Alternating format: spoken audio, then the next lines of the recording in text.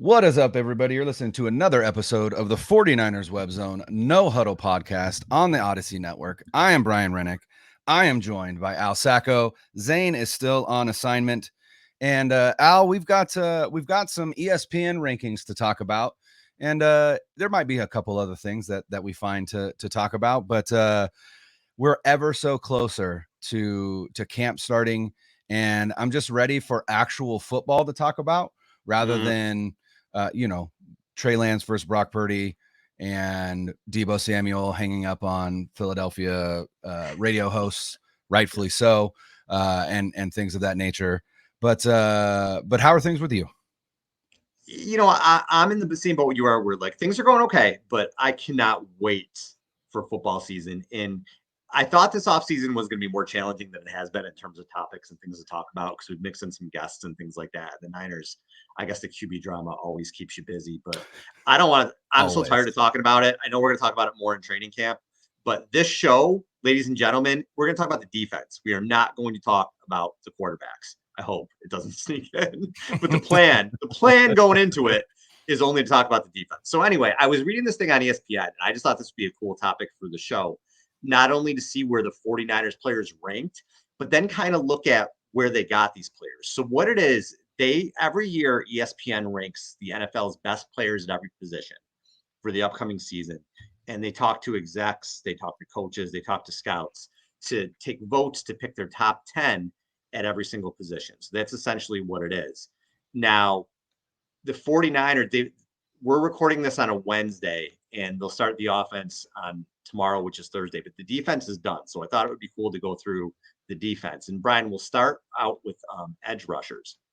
The top 10 is Nick Bosa, Myles Garrett, Micah Parsons, TJ Watt, Hassan Reddick, Max Crosby, Brian Burns, Matthew Judon, Von Miller, and rounding out at number 10 is Joey Bosa. So Nick Bosa comes in as the best edge rusher in the NFL. I think that is fair. He is the reigning defensive player of the year. He had 18 and a half sacks, and according to Next Gen Stats, he produced 14.3% pressure rate on his pass rushes, and his 48 QB hits was actually the most by 12. So that was a pretty dominant season. I think he is right now probably the best defensive player, at least the best edge rusher, I think you could argue. And it was nice to see him come in number one and get recognized by scouts and execs and everything else. Yeah, I know there's a lot of debate, especially on kind of sports media, in the sports media, but also kind of sports media Twitter, about kind of who really those three, right? Nick Bosa, Myles Garrett, Micah Parsons. I really feel like it tends to be more Nick Bosa, Micah Parsons. And Myles Garrett tends to be kind of on the outside looking in. I think Myles Garrett is to a certain extent just a little bit he's in Cleveland. So, most people don't tend to like to talk about the Cleveland Browns, but I mean, how do you not, like you said, how do you not have the reigning NFL defensive player of the year, at that position, right? It'd be like having a corner win it, and then when you rank corners, that corner isn't number one, right? It wouldn't make any sense. But I mean, you just look at Nick Bosa's career with the 49ers, and he has made a significant impact every time he's on the field. The only time that he hasn't been impactful is 2020 when he had his injury. And so, I mean, he's about to be broke off. He's about to be, 30. I'm gonna guess like $33 million a year would probably be around what his contract is going to come out to. Probably. But the 49ers are about to break him off something fierce. And I imagine that information about that will be coming out by the end of this month. That tends to be right around the time that they extend their own players. They extended Kittle at the end of July. They extended Warner at the end of July. They extended Deebo a little bit later, but still got it done. And it was still right around the start of training camp. So I think that's the expectation. But I can't really argue with that list. And I don't think there's an argument to not having Nick Bosa number one. Is Micah Parsons great? Absolutely. He's absolutely great. And I'm surprised But he wasn't too. but yeah, and I think Myles Garrett is too, because to me, Nick Bosa and Myles Garrett affect both the run and pass game more than Micah Parsons does. Myles Garrett and Nick Bosa are fierce against the run as well, and I think that gives them a slight edge. But again, not to say that Micah Parsons isn't great. And I'm sure Cowboy fans are probably complaining that he's not number one, but I don't think that you can put him number one over, like I said, the reigning NFL Defensive Player of the Year. And we also wanted to look at the Niners have these blue chip dudes who are in the top 10 in these categories. How'd they get them? How did they come about to get these players? Nick Bosa, Cliff Kingsbury, baby. Cliff Kingsbury. But not only that, there's the click. They take Kyler Murray and Bosa goes to the Niners at 2. But you look at how the Niners went to 2. Jimmy Garoppolo tears his ACL. And remember that happening and thinking, oh my God, this is the worst thing. They finally have a franchise quarterback. He tears his ACL. The season's over. This is the worst thing to happen to the team. It's awful. Why do we always have bad luck? And I'm not saying an injury is ever, I'm not wishing an injury on anyone, but looking at what happened because of it, you got a generational defensive talent who changes everything when he's on the field. Yeah. Maybe the most important player on your team, defensive player of the year. He's about to be the highest paid defensive player ever, right? If he gets paid more than Aaron Donald anyway. So to think that out of that, tragic injury that this came, it was probably the best case scenario for the Niners out of what could have happened, because you got this guy. And they Quinnen Williams is really good too. And they could have decided to take him. They did it. They made Robert Saleh has him now. Yeah, which is pretty funny, right? Yeah. He's a good player. He's about to get paid too. But I would say I like to think that the 49ers, that the Cardinals taking Kyler Murray was like, I don't want to say karma, but I'm going to say it was the football gods giving back to 49er fans for the debacle that was Chip Kelly, because I still blame Chip Kelly for not having Myles Garrett on this team, because they won that meaningless week 17 game at the end of his season to bump them from 1 to 2, right? And so then Cleveland drafts Myles Garrett, and then the 49ers end up with Solomon Thomas, but neither here nor there. But then again, they get the opportunity. They're 2 again, and you're like, another generational talent, and they're not going to get him because they're 2. And then the Cardinals hire Cliff Kingsbury, and now the 49ers have Nick Bosa. So thank you, Cliff. Thank you, Arizona. Continue to be the dumpster fire organization that you are, and we appreciate it. Thank you. All right, let's go to off the ball linebackers. And number 1, Fred Warner. Number 2, Roquan Smith. Number 3, Tremaine Edmonds. Number 4, Matt Milano. Number 5, Devin White. Number 6, Demario Davis, who's on the Saints, if you're not familiar with that name. Number 7, Shaq Leonard from Indy. Number 8, Nick Bolton. Number 9, CJ Mosley. And coming in at number 10, Dre Greenlaw. So the Niners get represented twice in this category. Yes. And we'll start out with Warner, who we all know is a stud and pretty much known now as the best. I don't even know if it's an argument that anybody else is better than him. And he was number 1 on more than 70% of ballots on this. So he was recognized again by everyone. And through 5 seasons, he's tied for first amongst linebackers and passes defended. He's 4th in tackles. He's 5th in pass breakups. One scout called him the perfect new age linebacker, who is great against the pass, can handle himself against the run.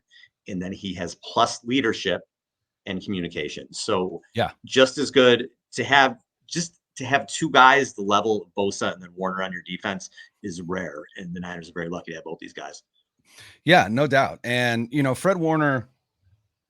Fred Warner is the reason why the 49ers defense can do a lot of what it does, especially in coverage, because Fred Warner erases the middle of the field better than any linebacker in the NFL. I would argue maybe ever. And I think a lot of that has to do with the fact that, when Warner was at BYU, he went there as a safety. And so he has that coverage background. But the other thing that Fred Warner is that a lot of people, I think, don't realize, Fred Warner is a monster. He's 6'3", and you don't see that at that position very often. Mike Mhm. linebackers, middle linebackers used to be, 5'11", 6 foot, 6'1", maybe, right? Just real stocky because for a long time they were the second level of defense, right? They were tasked with, if the running back gets through the line, then they're not getting through you, right? And so Warner, at that size, you would think, hey, he's not gonna be able to defend the run as well, just because he doesn't have the heft, but he does. And still one of my favorite plays from last season is that play against the Rams where it's an outside zone off of left tackle, and you see, I don't even remember who the running back was for the Rams, and you see him on the screen. Fred Warner isn't on the screen, and then all of a sudden he comes from outside the view of the camera and is just like a missile, and just dives and just parallel to the ground for like 3.5 yards, and just spears the ball carrier and knocks him on his ass. It was an incredible play. But not only that, but some of the plays, like you see Fred Warner carrying players like Tyreek Hill or Jalen Waddle when they played the Dolphins, Mhm. carrying them down the seam, step for step, stride for stride. A little behind, but still in perfect coverage. And so, yeah, again, I don't. There's no other player in the NFL that does what Fred Warner does, and there's no other player at the linebacker position that affects his defense's scheme more than Fred Warner does. And then with Dre Greenlaw is just a sideline to sideline just wrecker of humans and offensive schemes. And it was interesting. In our last episode, we had Jack Hammer on, and one of the questions you asked him was about depth. And one of the things that I am a little bit concerned about is, Azeez Al-Shaair really filled in very well for Dre Greenlaw when Dre Greenlaw was injured. And Dre Greenlaw Mhm. gets injured a good amount, and it's because of the way that he plays the game. And so that is my one concern with the 49ers linebacking core, is who is going to step into that role that Azeez had to fill in for Dre when he is inevitably injured. Because I don't know that there's been a season for Dre Greenlaw where he hasn't missed time.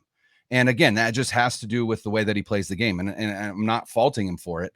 He is just an absolute, has no regard for his body or anything when he plays the game. And that's part of what makes him great. But yeah, to have two of the top 10 in a position group, and then to have the best at one position and then have the best at another position, pretty I would say pretty impressive. And not only that, but those are both homegrown players. Fred Warner drafted in the 3rd round, Nick Bosa drafted in the 1st round, 2 overall. But yeah, just love having Fred Warner on this team.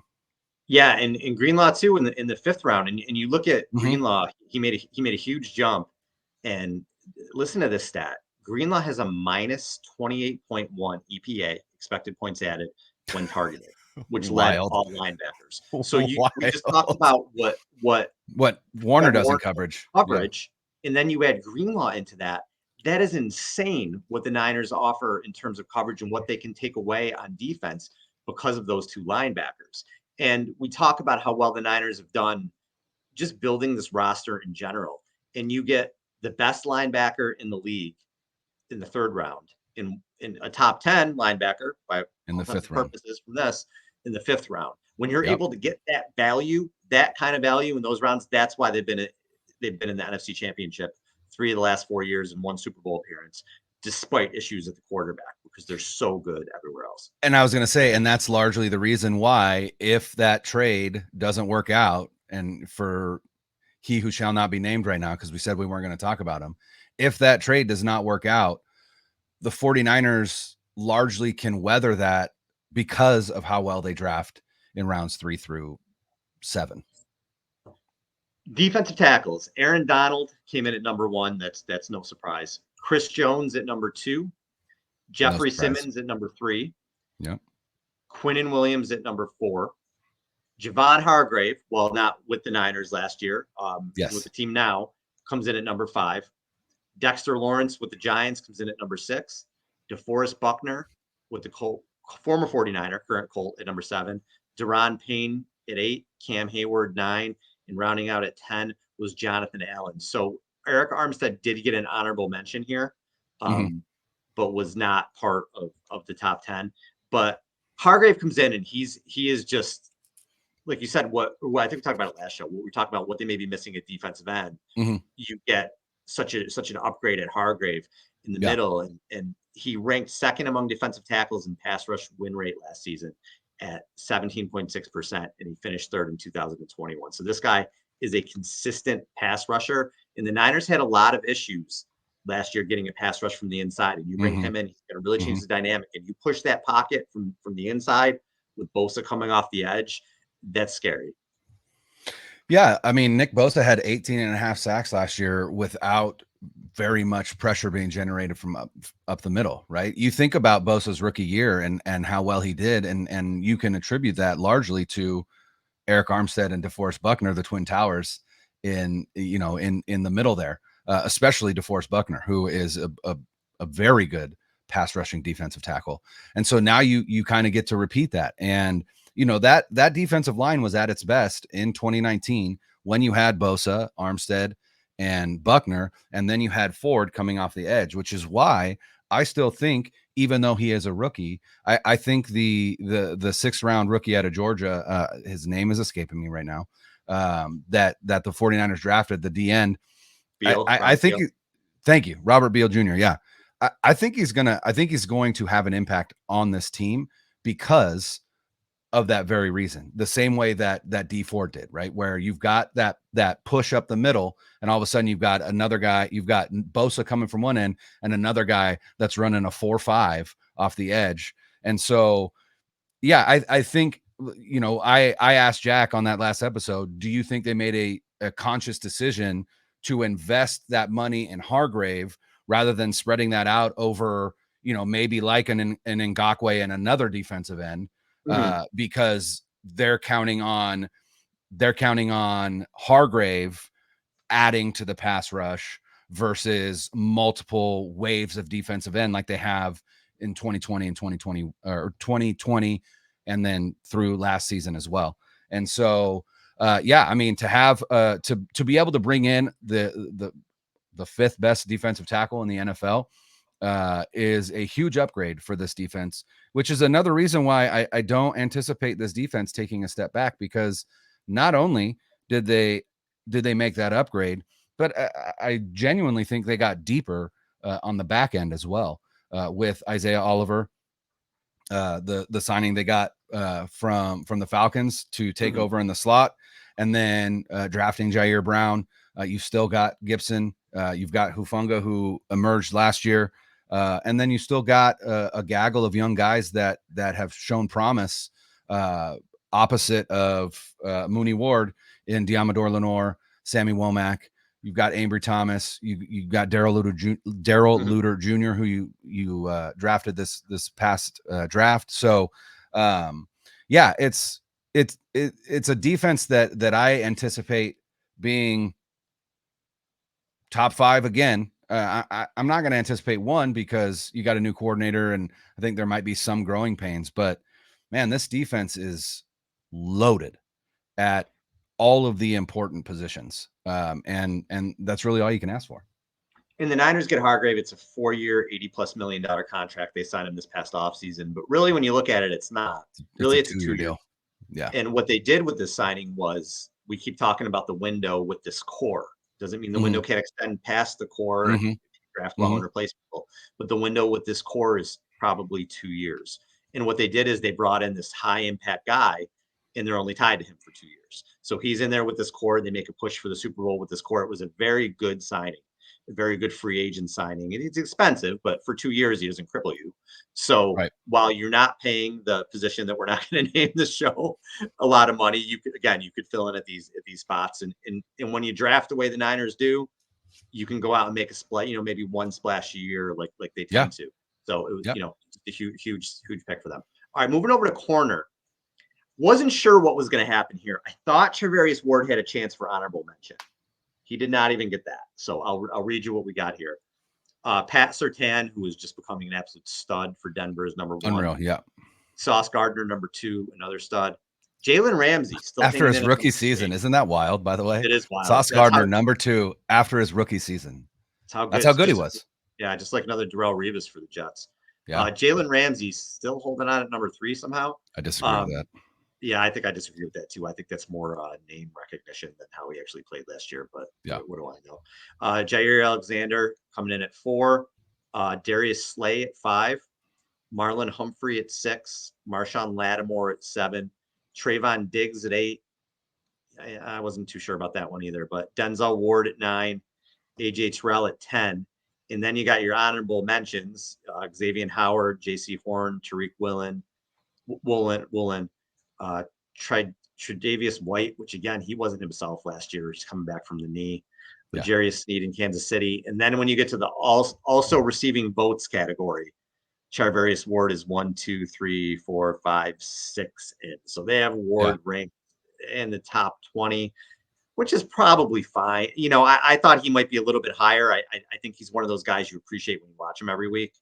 But the Niners really, if you're looking at truthfully, they really don't have a top 10 corner. Not when you look at some of the names that I just read off. They have solid corners, and I think Ward is in the upper echelon. He's very good. We like what Lenore could be. We like Isaiah Oliver. Like I said, I think it's a little bit deeper in that group now. It's with Womack, and it's a good group. I like Daryl Luter. Ambry Thomas is still hanging around. So I think it's a decent overall group. But do they have a Sauce Gardner? No, they don't. Although Charvarius Ward is very good. I was a little surprised he didn't maybe get honorable mention, but it is what it is. It's probably pretty fair. Well, and to me, it will be interesting to see kind of how Ward plays this year with Steve Wilks, because Steve Wilks is a DB coach at heart. Like that's where he made his bread and butter. And I think for Ward, the 49ers play a lot of zone. It's just baked into their DNA of how they run their defense. And I don't think zone corners get a lot of recognition because it's not the same as playing man-to-man. And if all those names that you listed, you look at those guys and you're like, yeah, those guys are man-to-man covers. Yeah. And that's what they're asked to do. Ward isn't asked to do that. If he gets asked to do that more, I think he will show out, because that was actually a strength of his in Kansas City. And Jack on our previous episode talked about Isaiah Oliver, how he's looked in camp so far, how sticky he's been in man coverage. And I would venture to say that we might see a little bit more man coverage with Steve Wilks than we did with Saleh and than we did with D'Amico Ryans, And so I think if Mooney is given more opportunities to be in man coverage, I think you'll see a lot of what we anticipate from him, which is a top 10 corner, because that's what he was coming to the 49ers last year.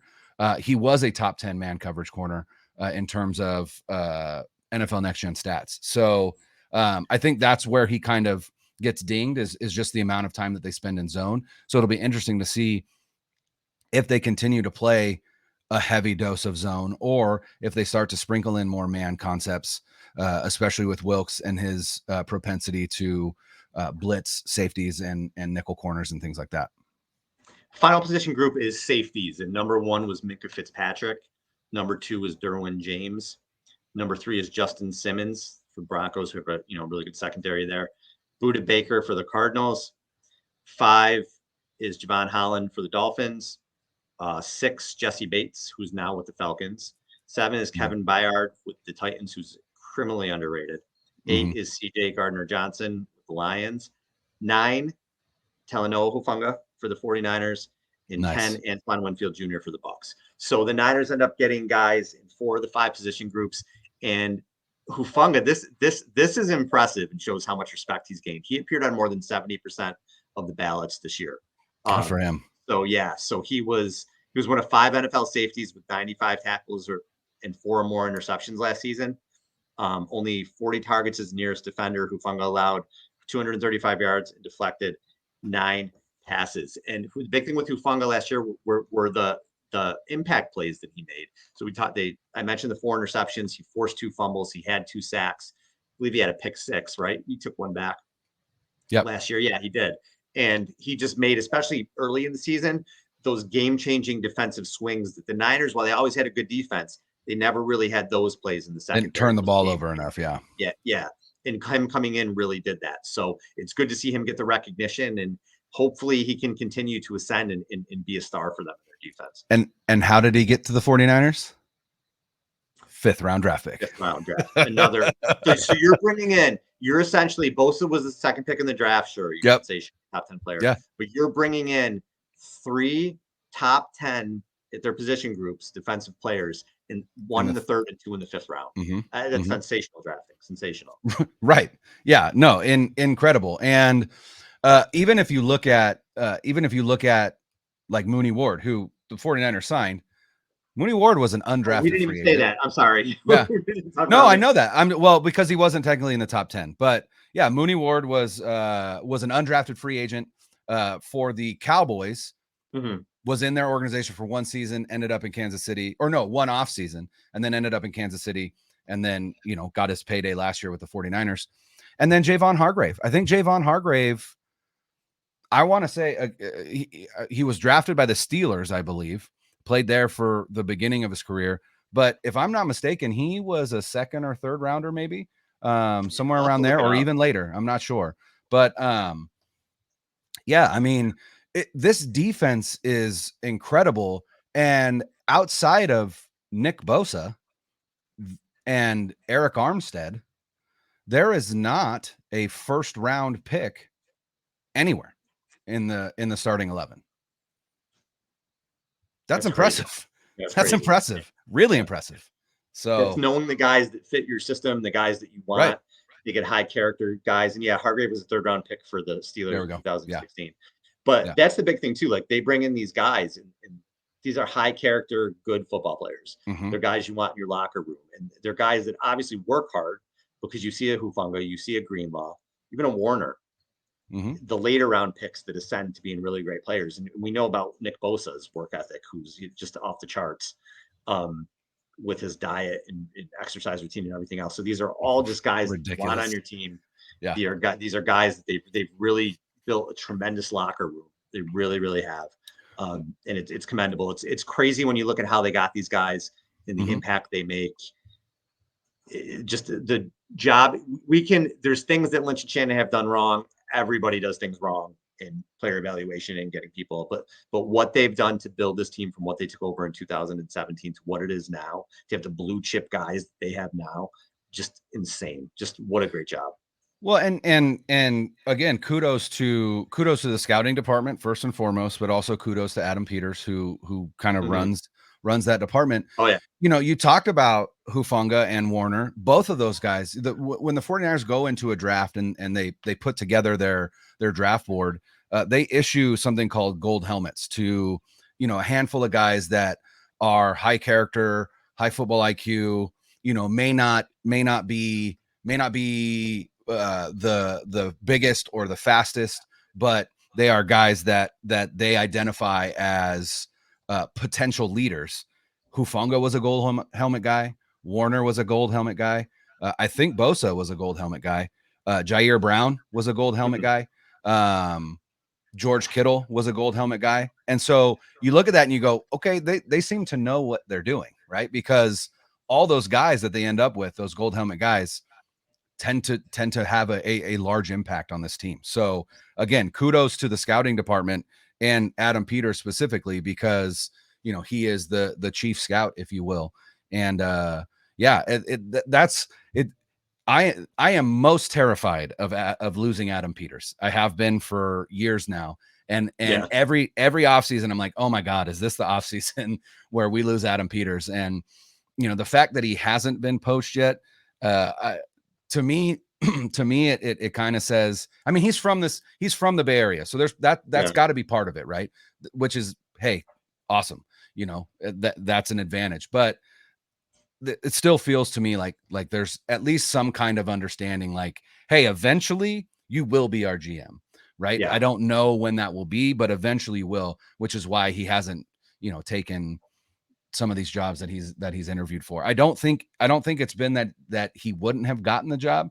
I think most of these he's he's either removed his name, or last season I don't think he even took any interviews, which was, again, I was just like doing backflips, not really because I can't, but in my heart I was doing backflips. One of But the yeah, biggest this team this team is built the right way, and as long as they can continue to build it this way, this window that we keep talking about, I think is a lot wider open than we're saying. All we're saying is the window with this core is about 2 years in length, but continuing to hit in the third round and later is going to keep your window open for as long as you can continue to do that. And the most impressive thing I think I can say and will say and will always say about both John Lynch and Kyle Shanahan is that they put good people around them. And that's what Yeah. a good CEO or a good manager or a good leader, that's what they do. Mm-hmm. Shanahan has put together a staff that's got 3 head coaches in the league right now, which is nuts. And Mm-hmm. you look at what John Lynch, the people John Lynch has put around him with Mayhew and Rand Carthon and Adam Peters and just all these people. I'm sure I'm missing Yeah. names, but just these great talent evaluators. And he knew coming in, I'm new at this. I got to put these great people around me. And Kyle just, he was new, but Kyle seems to always have good people around him. So that's the biggest thing. And that's going to be part of their legacy, is the people that they put around them to continue to have a good organization. It really is very impressive. That's not being a homer. That's just, go look at facts. No, and I know I texted in our group thread. The Athletic put out I think it's a 6-episode series called The Play Callers, and it mainly focuses on Sean McVay because Jordan Rodriguez, who is the host of it, she is the beat reporter for The Athletic for the Rams, and so it does focus mostly on McVay, but it starts out with Kyle Shanahan, right? Because Kyle Shanahan, you said 3 head coaches in the league. In reality, it's way more than that, right? Because Kyle Shanahan gave Matt LaFleur his shot. He gave Sean McVay his shot. He gave It's Mike true. McDaniel his shot. He gave Robert Saleh his shot. He gave DeMeco Ryans his shot. And now he has Bobby Slowick running the offense in Houston. Mike LaFleur, who was running it for Saleh in New York, and now he's I actually think he's down in LA with McVay again. Yeah. And you just look at it and you go, Kyle Shanahan has a supreme eye for coaching talent. And that is another reason why you always have confidence that the 49ers are going to put together an excellent product on the football field. 100%. All right, we're out of here. Maybe we'll do the offense next week if the Niners should have some representation in that, so we can look at what ESPN did for the offense. I would imagine they'll have some representation in that at running back and tight end and possibly wide receiver and left tackle. Tackle, yeah, for sure. So we'll definitely take a look at that and see where those guys rank. But until then, for Brian, I'm Al. Thanks, everybody. Later.